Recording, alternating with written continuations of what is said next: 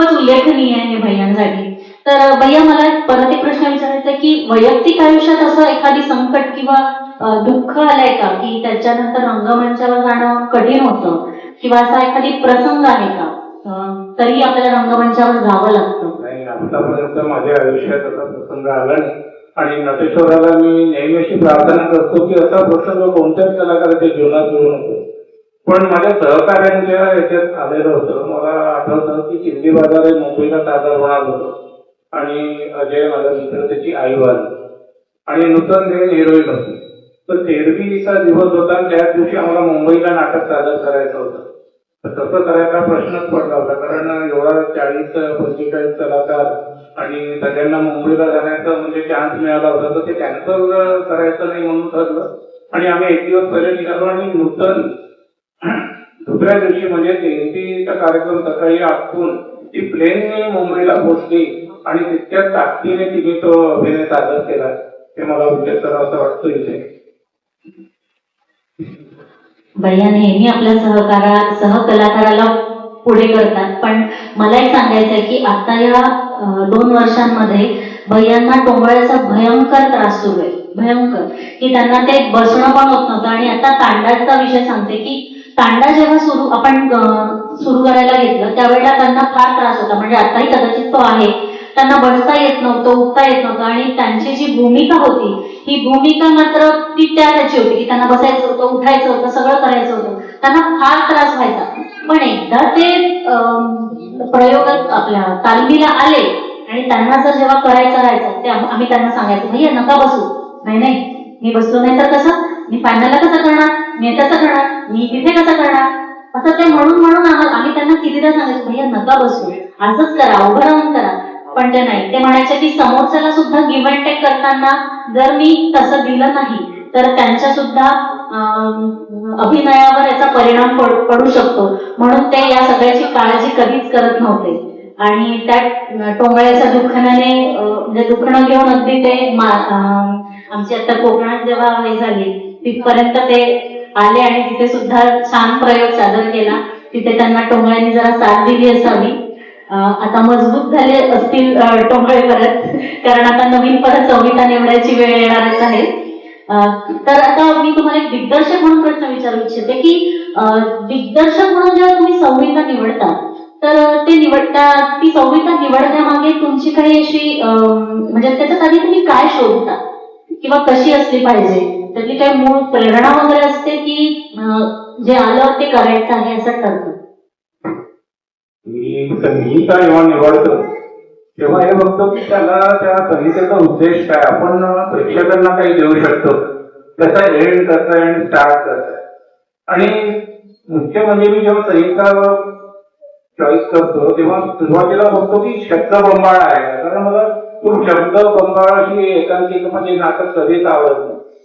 सहज ते लोकांपर्यंत पोहोचेल, सहज त्याची भाषा ती सहज असेल तरच मी ते एकांकी म्हणजे ते नाटक मी स्वीकार करतो. आणि त्याच्यात मी पाहतो की या नाटकात मला काही जागा आहेत का दिग्दर्शक म्हणून, की मला याच्यात काही करता येईल का, किंवा माझ्या डोक्यात जे आहे ते मला याच्यात टाकता येईल का.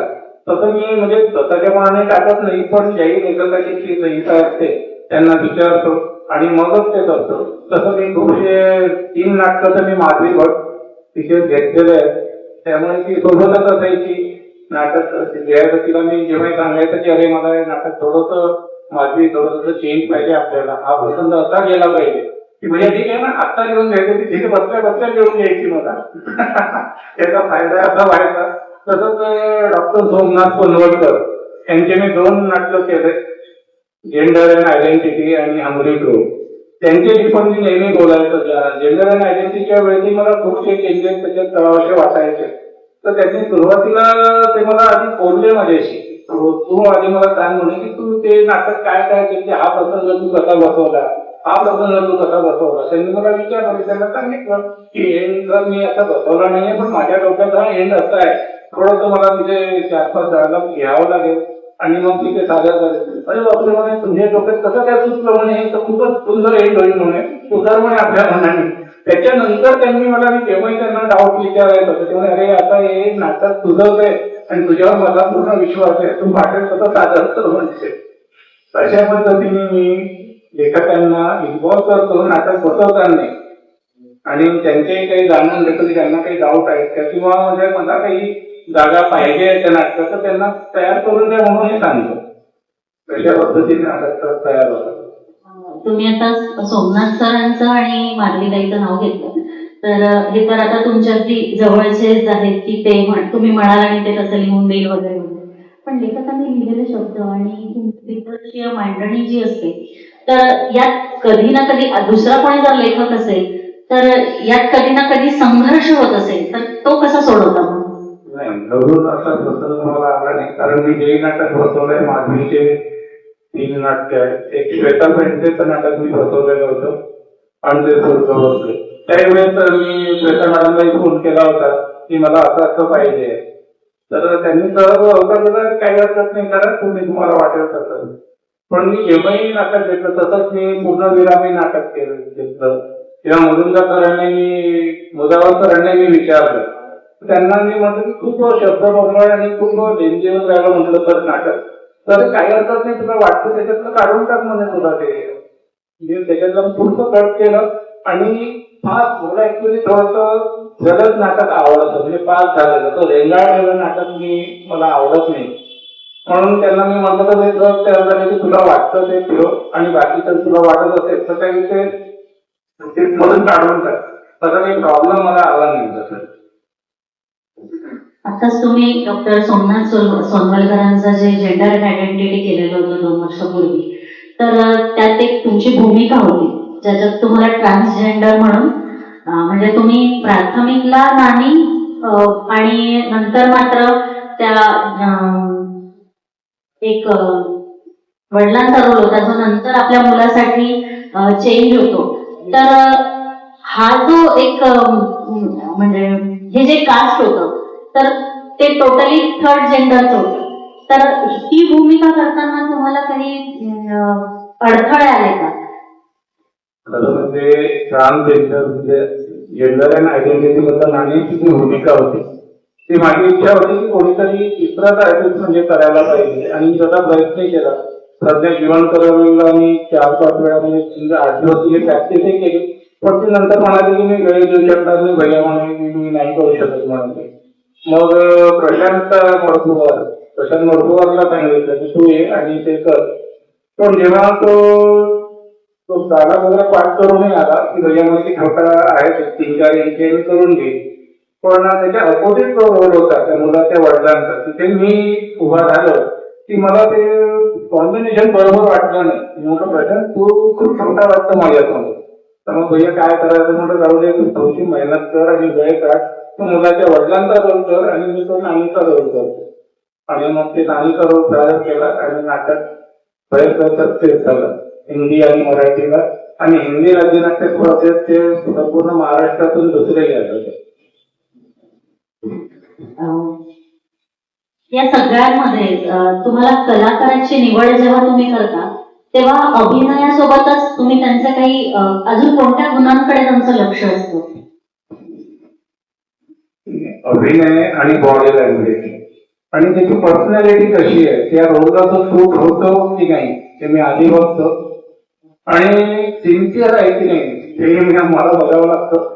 पण खूपशा वेळेस असं होतं की याला वेळ जास्ती नाहीये, पण हा थोडाफार वेळ देऊन एक प्रयोग करून टाकेल किंवा कोणी काय करेल, तर अशा वेळेस अशा आर्टिस्टही घ्यावं लागतं, कारण तुमचे छोटे छोटे रोल असतात ते प्रत्येक जण तितका वेळ द्यायला तयार नसतो, त्यावेळेस ते ऍडजस्टमेंटही करावी लागते.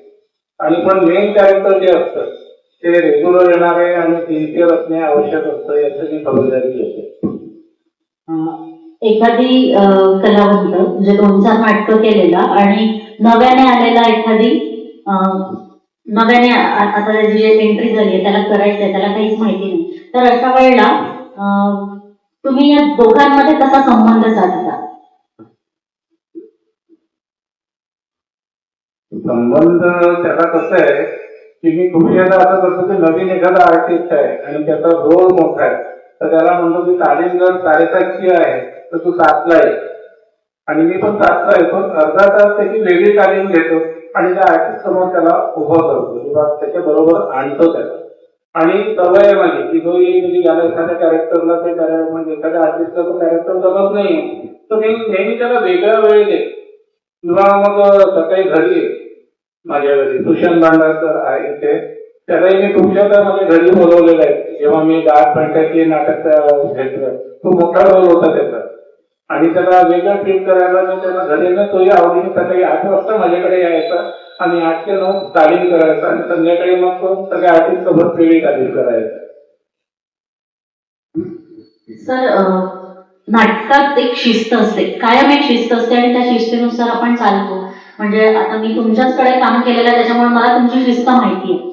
पण ही शिस्त जुन्या नाटकांमध्ये शिस्त आणि आपली आता जे सगळे यंगस्टर आहेत त्यामधला तुम्ही ऍक्च्युली दुवा आहात. तुम्ही बाबूंसोबत नाटकं केली किंवा त्याची नाटकं बघितली आहेत आणि तुम्ही तुमच्या वयात असताना सुद्धा नाटकं केलेली आहेत. हर्डीकर सर होते, त्यांच्याबरोबर नाटकं केली आहेत आणि आता आम्ही.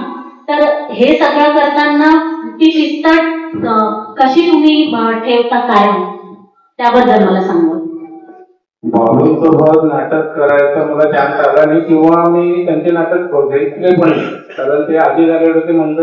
नंतर खूप गॅप केला मध्ये. पण ते बाबू सांगायचे त्यांच्यात शिस्त खूप असायची. आधीचे जे डायरेक्टर होते ते खूप म्हणजे ते गुरु म्हणूनच ते कलाकार मानायचे. त्यांनी रागवलं काय मारलं की झापडी मारून द्यायचे म्हणून तरी ते सहन करायचे आधीचे कलाकार. आणि ते सगळ्यांचं म्हणजे म्हणून फक्त आपलं नाटक सक्सेस व्हायला पाहिजे आणि प्रत्येकाचं लक्ष त्या नाटकाच्या सक्सेसकडे असायचं. छोट्या मोठ्या गोष्टीला कोणीच वाईट मानून घ्यायचे नाही, असं ते प्रथा आधी होती. आणि नंतर आता आहे तसं कुठले म्हणजे माझे जे कलाकार आहेत ते ऐकतात माझं म्हणणं ऐकतात आणि जे नवीन आर्टिस्ट येतात ते जुन्या कलाकारांचं बघून ते नवीन कलाकारही जोडतात त्याच पद्धतीने. पण शिस्त असते माझ्या प्रॅक्टिस मध्ये, मी शिस्त ठेवतो आणि शिस्तीने अभिनय झाला पाहिजे हा माझा अभ्यास असतो. आता तुम्ही म्हणाले की शिस्त असते आणि पुढच्याचा पाहून म्हणजे जुन्या कलाकारांना पाहून नवीन पण कलाकार ऐकतात.